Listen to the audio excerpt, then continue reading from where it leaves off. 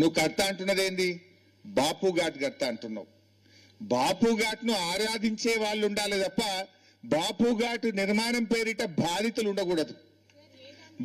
ఉండకూడదు.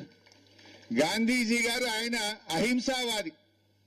ఆ అహింసామూర్తి విగ్రహాన్ని పెట్టడానికి రేవంత్ రెడ్డి హింసా మార్గాన్ని ఎన్నుకున్నాడు.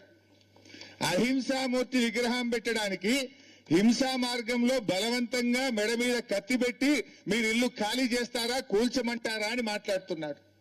రేవంత్ రెడ్డి దృష్టిలో ఈ ఎంపీఆర్ అంటే, ఈ అపార్ట్మెంట్ అంటే, ఒక ఇల్లు అంటే ఇటుకలు కావచ్చు. నువ్వు జేసీబీతో కూల్చే ఇటుకల్ని కూలుస్తున్నా నువ్వు అనుకోవచ్చు.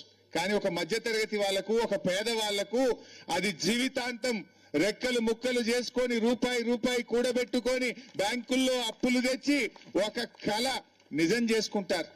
జీవితకాల కష్టం, జీవితాంతం ఒక కళ ఈ అపార్ట్మెంట్.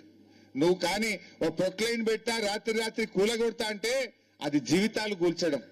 ఆ పిల్లలు కళ్ళల్లో నిద్ర లేకుండా, ఇవాళ కంటి మీద కునుకు లేకుండా పిల్లలు పరీక్షలు ఎట్లా రాస్తారు, అదేవిధంగా ఆ తల్లిదండ్రులు ఎంత ఆందోళనలో ఉంటారో అర్థమవుతుంది. నీకేంది, నువ్వు జూబ్లీ హిల్స్ ప్యాలెస్ లో బాగానే ఉన్నావు, ఇంకో 100 కోట్లతో ఇంకో ప్యాలెస్ కట్టుకుంటున్నావు.